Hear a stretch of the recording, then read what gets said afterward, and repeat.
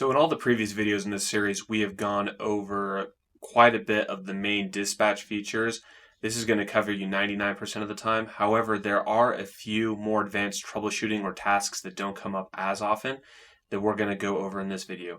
This includes things like canceling and deleting out loads, closing out loads that the driver were unable to complete if their batteries died or something, splitting loads either on a site or on a different locations, and then as well as what we call ghost loads, or sometimes where drivers have a technical problem and they lose service and the jobs get moved around, but you have two drivers technically working on the same load.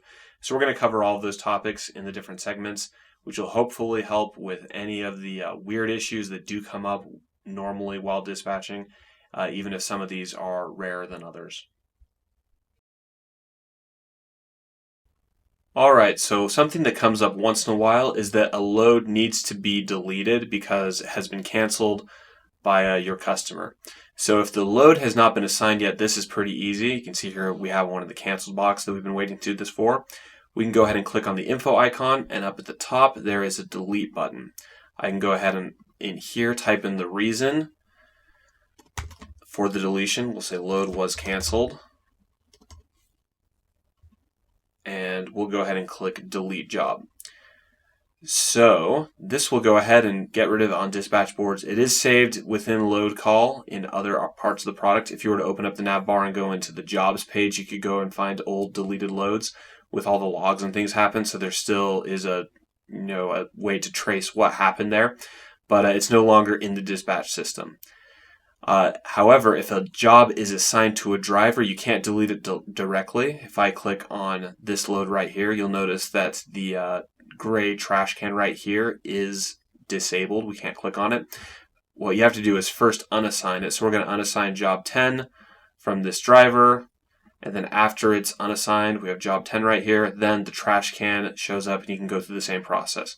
So the steps are you have to unassign a load if it's assigned, and then click on the info and click on the trash can, and that enables you to delete loads that have been canceled by your customers or accidentally created with the wrong locations or something like that. Differently than deleting a load, closing out a load will take it off of a driver and get it off of a dispatch board. However, the load will show up on reports and will have all the measurements and be billed out like a normal load. Sometimes this will happen if a driver's device runs out of batteries or for whatever reason they can't complete it and they need dispatch to clear it off for them and make sure it's filled out. So in order to do that, what you would need to do is come in and click on the job icon, and you'll notice that there is a closeout option right here.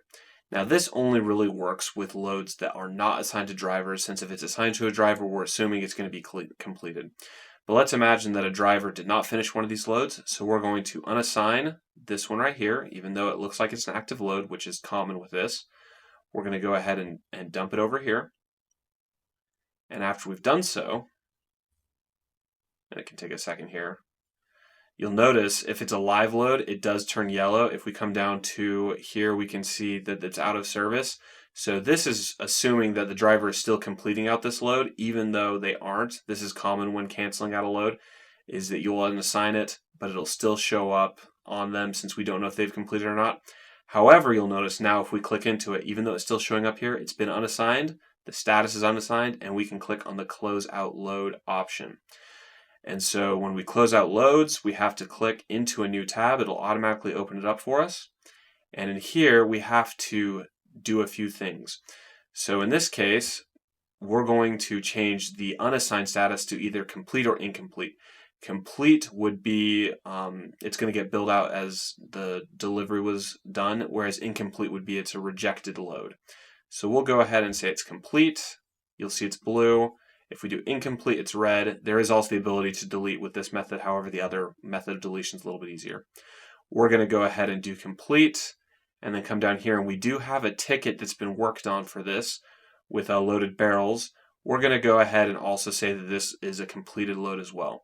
Now you might need to go in here after the fact and view the ticket and go ahead into the measurement section and maybe fill out if there's any missing information in here. But we can cover that ticket window in a different video, which you'll be able to find. So after we've chosen how we want this to be closed out, we can click close out load, and this load, which is load number 12 in this example, is going to go away. However, it looks like it warned us that there are missing timestamps that need to be put in here. So we'll go ahead and quickly put in those timestamps. So a little preview of what that other video is going to look like. So we'll go ahead and we'll set those for now. I believe it said that we also needed a pickup or a arrival at drop off. So let's set a couple of these timestamps. And let's go out here and see if we're able to close it out now. And this time it's not going to say that you can't do it. Instead it says, are you sure you want to update the status for this ticket? Doing so can interrupt the assigned driver's current loads. So yeah, you don't want to close out unless you've communicated with the driver and you know that they're not really working on that and they just need it cleared off of their tablet. So we'll go ahead and click update for both of those. And now this load has been closed out and will no longer show up. However, this says that the driver's still active on it. This will automatically clear out when the driver gets on their device and like logs back in. But as far as we know, we haven't communicated necessarily with this driver's device. If you want to get rid of that, we can use this feature right here and say start working on this next load. And by doing so, we have completely closed out a load that was half completed when they ran out of batteries or whatever, and now they can get going on their loads for today. Another not so common thing that may come up is the need for a dispatcher to go in and take a ticket and turn it into a split ticket. So there's a couple different kinds of splits. In this segment, we're going to talk about a split on the same site ticket or a generic split ticket.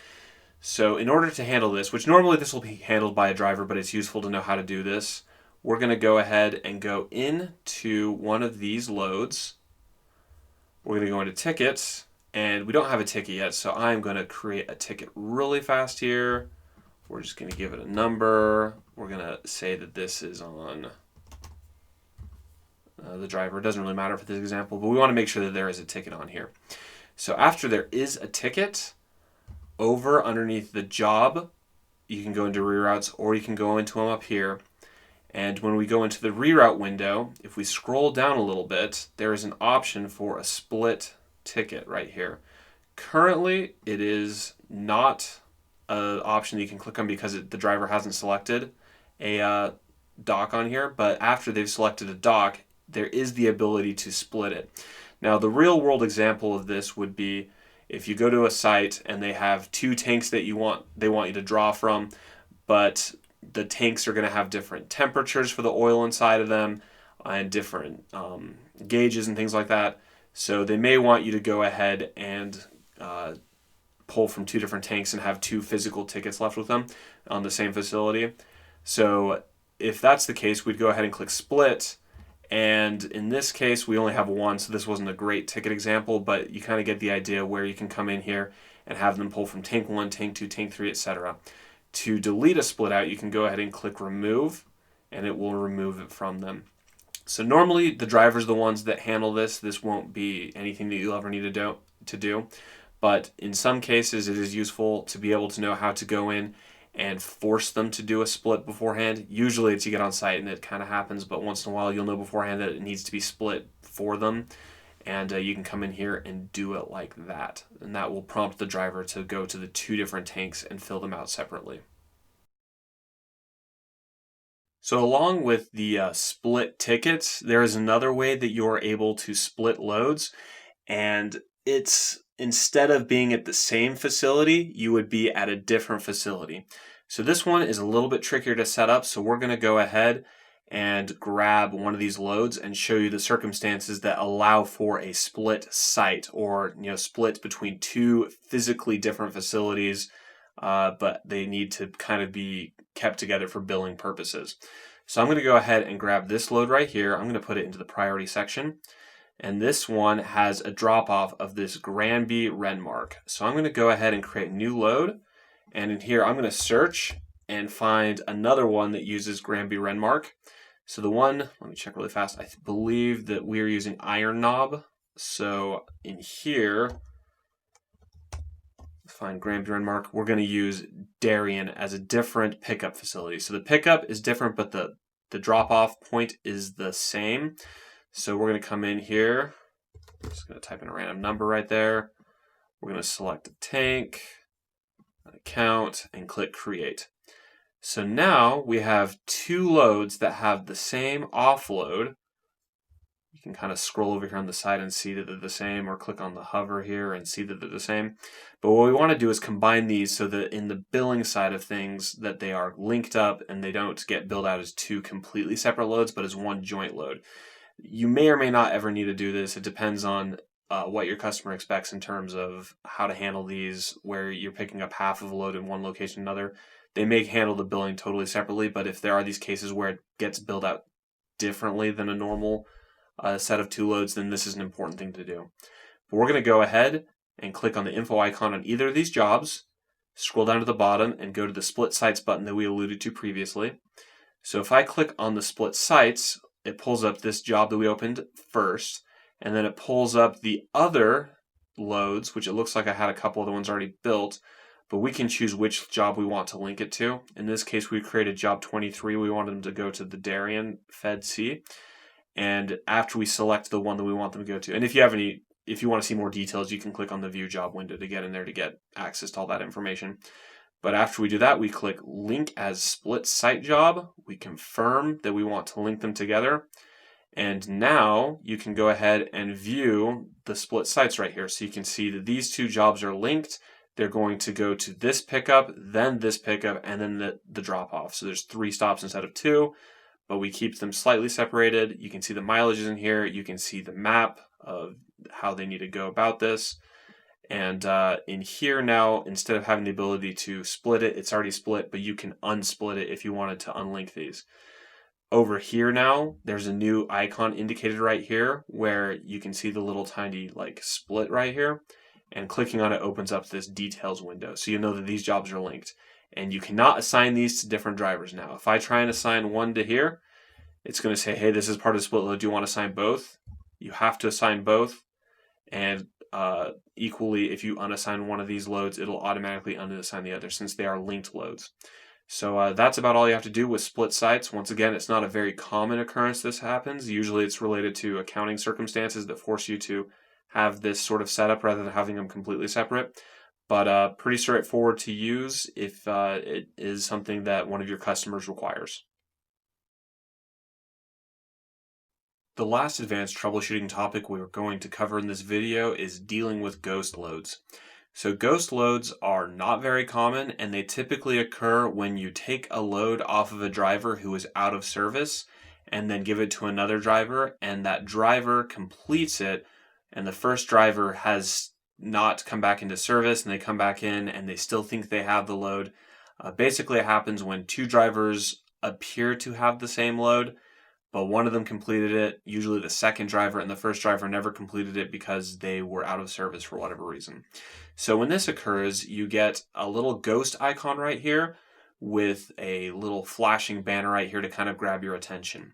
So if we were to click on this, it's opens up the exact same window as everything else. One of the best things to do with ghost loads is to go in the logs and try and see what happens. Usually there's something weird here, like a job was deleted, unassigned, reassigned, things of that nature. So usually what happens with these though, all you have to do is click on the unassign, and you'll notice it doesn't get the normal unassign icon, it gets the ghost job icon, but it turns red.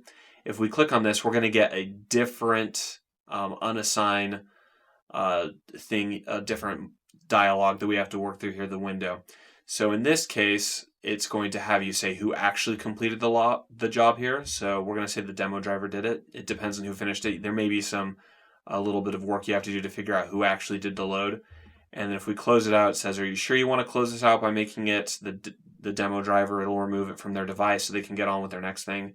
You say, yeah, that's fine. Let's go ahead and close it out. And after doing it, it should disappear and you should be good to go. So ghost loads are not very common. They usually only happen if you're doing massive amounts of shifting jobs between people who have already started loads and giving it to other drivers who complete the loads. But if they do appear, then all you have to do is go ahead and click on the unassign icon and go through that prompt and mark who had it. And with those, it's usually a good idea to go ahead and check the logs and see what happened and make sure that everything's filled out properly. But that will wrap it up with our advanced troubleshooting for dispatch boards.